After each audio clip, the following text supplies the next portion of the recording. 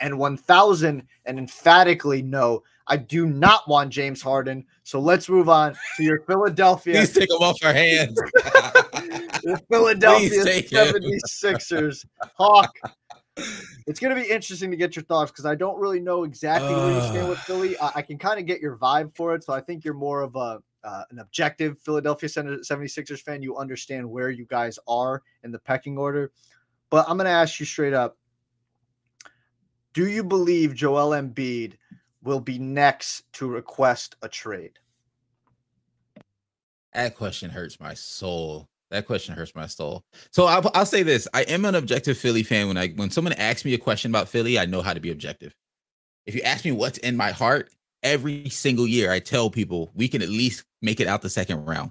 Every year for the past 3 seasons, I believed, since like a 2018 year, we've had a roster that can make it out the second round. Have we? No. Am I going to believe it again this season? Probably. Am I going to make a video about it? No. For me, when it comes to Joel and Philly, I think it's twofold. Yes, he could be the next. He 100% could be the next guy to request a trade. Like, he could be. I can see that. The writing's on the wall. Second round exit after second round exit after second round exit. You just won an MVP. But in the same breath, I think there needs to be some onus, some responsibility, some reflection on Joel's part of, has the Sixers organization and their decisions been perfect to 100%? Absolutely not. Have they tried to do things though? A lot of people may think the James Harden trade was in hindsight, being 2020, was a failure. We shouldn't have done it. Whatever. He doesn't even want to be here now. At the time, that trade showed me that the Sixers believed in Joel. That is not the exact same, but that is very similar to Giannis being like, yo, I want to win. They go get Dame.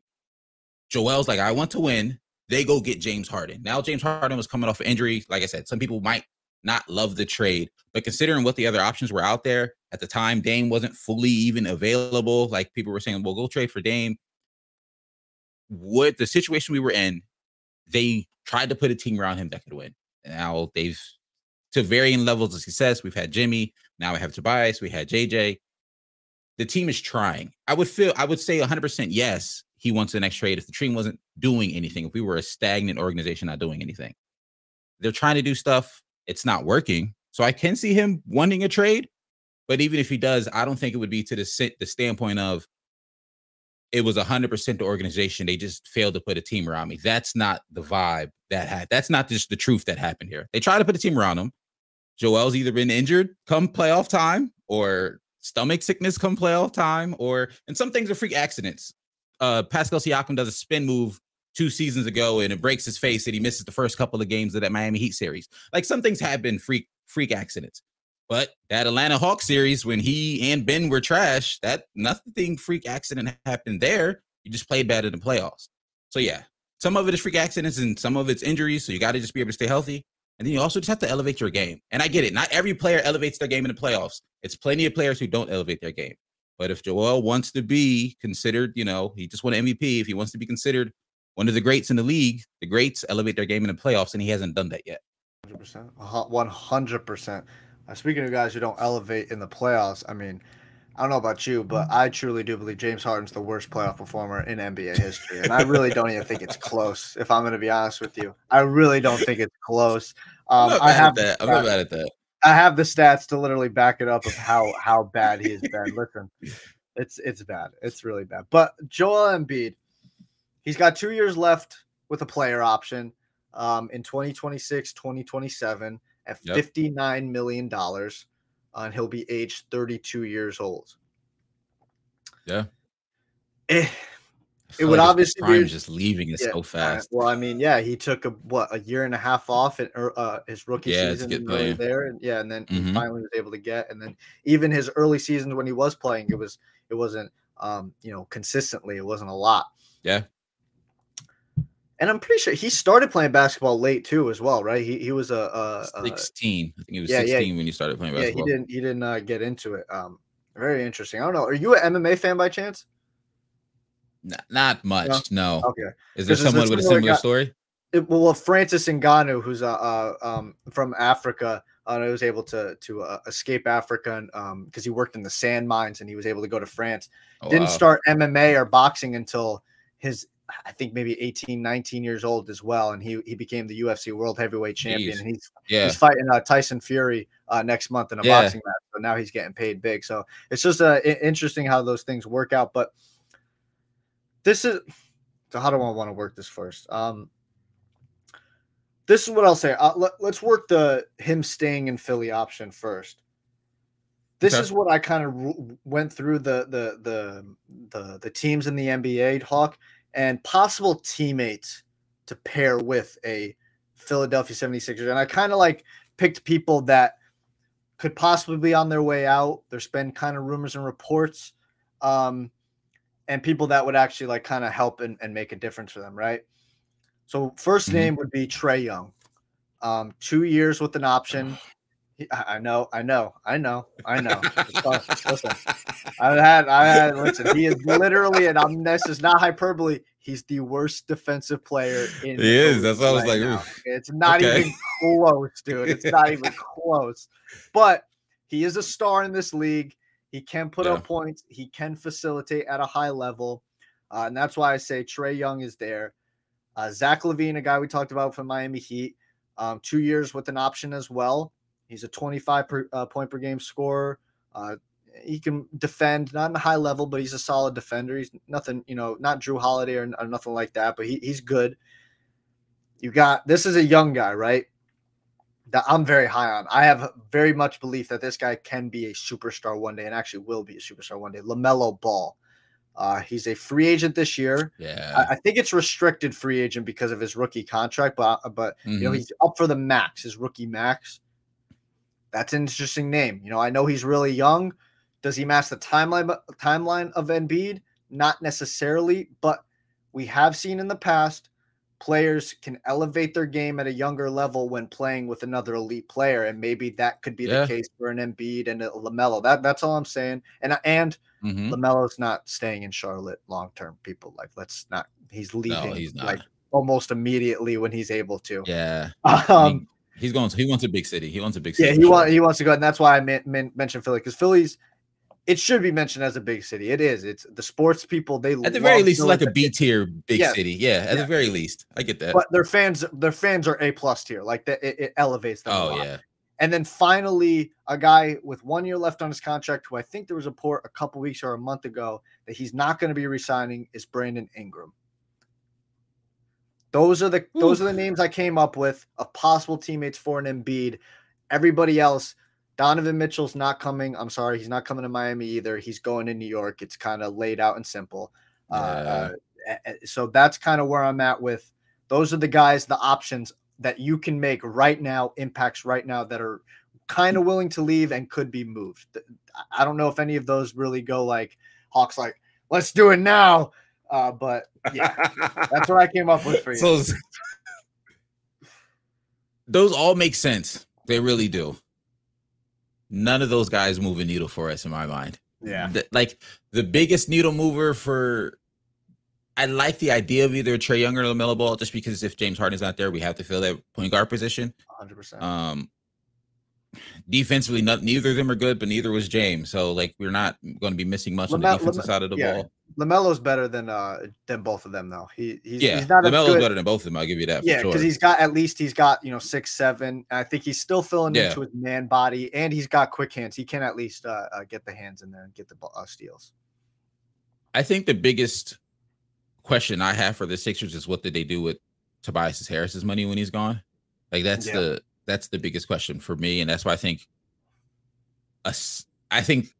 I don't know if it's the right decision, but to me, I think that's the timeline that the Sixers are going to be moving on.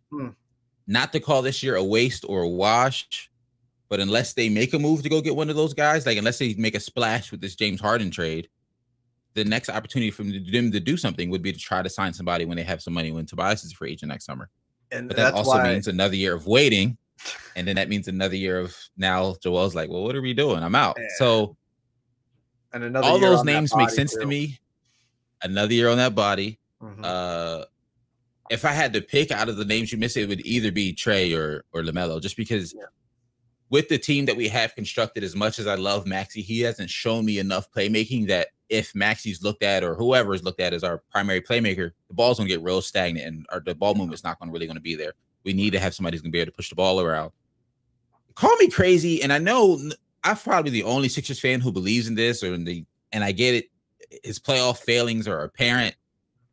I wanted to run it back with Harden, personally. Like, I really, really did. Our regular season was fantastic. We fell short in the playoffs. I'm one of those people who I realize if Harden stays, it doesn't make us favorites. It doesn't, even probably in most people's books, doesn't even keep us in the echelon as the Heat, the Bucks, and the Celtics. But I also realize when it comes to NBA basketball, anything can happen. Like, truly, just anything can happen. And this could be some of the Sixers' love in my heart that's just there, but truly anything can happen. You play the guys who are in front of you. We saw Giannis get injured and missed a couple of games. And while I don't think that's the reason why the Heat beat the Bucks, a lot of people will tell you that's the reason why the Heat beat the Bucks. Because stuff just happens. I think our best solution, unless I don't see a better solution than just keeping James Harden. Like, there's no trade, and no, does he want to be there? No. If he shows up, is he probably gonna put on the fat suit and let a ball roll out of bounds? Probably, and that's why you can't keep him. Yeah. But if he was I don't mean it like this, but if he was a person who just like, hey, you pay me to do my job, I'm gonna show up and do my job. If he showed up and did his job and played to his ability, we'd still be good. Hero. We'd still be at least in the conversation. So, so I mean, I hear you, right? And you bring up Tobias, and I wrote this down too. It does come down to, because Tobias is a free agent after this season, right? This is his last year in his contract. Man, I don't think you can just run it with him and lose him for nothing. Like, I know he's not this star player. He's an all-star caliber player. If I'm you, I'm packaging him with James Harden and maybe trying to get something big there, because that's where the real money is. Because now you got two all-star caliber players that can be moved to either one or two different teams, whatever. And, Brandon Ingram's a free agent. I don't know. Is Brandon Ingram, he's better than Tobias. How much better? A little bit. There's a difference there. BI is definitely younger, so he's got a little bit more potential and greener grass maybe on the other side. Is that an interesting move they want to make? Maybe send Harden to New Orleans and Tobias to New Orleans and get BI back. And BI is like, all right, I'll re-sign with the Philadelphia 76ers, and you run it with BI and Joel. I don't know. I know that wasn't the two names that you brought up. LaMelo, I like that idea. I thought about it. He's just injured all the time. Well, in recent history, he's dealt with some injuries. Yeah. These would all be obviously predicated on hoping. And then you mentioned Mr. Tyrese Maxey. That's another thing. How good will Tyrese Maxey's ceiling be? Is his ceiling a 2 or is it a 3? Because, you can't go into this season with Tyrese Maxey as your 2 when he's really masquerading as a 3. That's just not going to work at all. But yeah, I saw this comment, Hawk. I don't know if you saw it. I got to bring this up. This is I don't know who this is. Mega VR freak. Anyways, Raptors winning the East easily. Who are you? VR was good. VR modeled my stream. Yeah. Oh, okay. Yeah, what are you doing? You don't know nothing if you think it's the damn Toronto Raptors. You haven't been relevant since Kawhi, and you won't be relevant again either. All right, baby dinosaur. Possible landing spots for Joel Embiid. These are the ones I wrote down. The Knicks are always going to be, an option because they're a big market, but I believe they're going to get Donovan Mitchell, and then that's going to kind of fill up their cap. They're not going to have much more to offer up. Atlanta, I know, obviously we talked Trae Young going to Philly, but that could obviously be a flipping Joel going to Atlanta. Atlanta is also a big market too. They just haven't, been featured as a big market. People love Atlanta. Chicago, that's an interesting one too. That would be hella interesting with like a Zach LaVine, Lonzo Ball, and Joel Embiid. If Lonzo's able to get healthy, hoping for him because I'm a really big fan of him. Here's another one. Memphis would be hella interesting. I think he kind of fits that too. They need a guy to give Ja Morant that next big guy to really pair Ja up with that. That's an interesting one that I thought about. Minnesota, if they wanted to get rid of Cat because Cat's not getting the job done. Joel come in there with Ant and Joel. OKC, New Orleans, and then Dallas were kind of like my landing spots. But I got to be honest with you. I didn't get my answer. Give my answer yet. I don't think Joel Embiid should leave the Philadelphia 76ers. The grass isn't always greener on the other side. They've done a lot good for him. And I think he's just got to stick it out. It's not their fault that, listen, and I agreed with you early on in this. You said the move had to be made for Harden, right? Hindsight's 2020. It had to be made because Ben Simmons was one. There was no coming back. He was not playing. Like that was he was just not showing up. From that either. You had Joel Embiid making public comments about Ben Simmons too. It just, you couldn't come back from that. So you had to make that deal. I'm not a big fan of James Harden, but you had to make that deal. You had to. You didn't foresee this happening. James Harden is a wild man. You don't know what this guy's going to. He literally said, I'll come back if you fire Doc Rivers. Okay, James, we got rid of Doc for you. I'm not coming back now because Daryl Morey, you promised me something that wasn't actually in writing. It was a handshake deal, and God damn it, you're a liar, and I hate you. Can't expect that. You don't know what's going on with this guy. So I think he's got to stay. Like I said, I think the move is to move a James Harden and Tobias Harris package and trying to get the best player that you possibly can to pair up. And I think I think a BI is possibly the best option out there, to be honest with you. That's viable. Yeah, I agree. And I'm happy to know I'm not crazy because as you were mentioning those teams, I'm like, he's going to get the same result that he's been getting in Philly all these years if he goes to any of those teams. Like, those teams are likely also second-round exits, even if you add him to those teams. And Dallas wouldn't be based on what's around him. If Dallas kept Kyrie and Luka, Dallas in my mind was the best option. Yeah, that would be a big, but then Mark Cuban's got the pockets for it, though. He's got the pockets. He does. So off the top of my head, I don't know Dallas's like draft compensation and stuff like that, but I'm thinking player wise, I'm like, you got to throw a lot of players in the match Joel's contract. They traded everything for Kyrie. Basically. True, yeah, they traded everything for Kyrie. So yeah, they're not. He's not going to Dallas. He's not going to Dallas. Yeah, it's just not. That's the best fit out of the names you mentioned. Dallas is the best fit. Yeah, obviously, yeah, it would be the compete for championships now. We can win now. Yeah. Yes. But that wraps up. You got anything else? You want to say on your Philadelphia 76ers? Last thing I'll say on the Sixers is this: if this is a big if, but if Harden comes back on some way or whatever we get for Harden, the biggest thing I'm excited for the Sixers going into this season is a new head coach. Like, I'm really looking forward to see what Nick Nurse can do with this team. One of the things that most Sixers fans will tell you that was our biggest frustration with Doc, and not that he's a bad coach or anything like that. His systems that he puts in place are usually really, really good. Doc just doesn't like to make adjustments. Like, there'd be times when you're watching a game, it's like, can we try to do something different? Can we do something different? And he's stuck in his ways. When he sees what he likes, he just goes with it. And Nick Nurse is a coach that's willing to make adjustments. So I would love to see what some late game execution looks like from Nurse, what in a playoff series, what game to game, when you're making, when you're having that coaching battle. I think Nick Nurse is better in that role of making those adjustments. I'm looking forward to that, but it might be an up and down season for us again.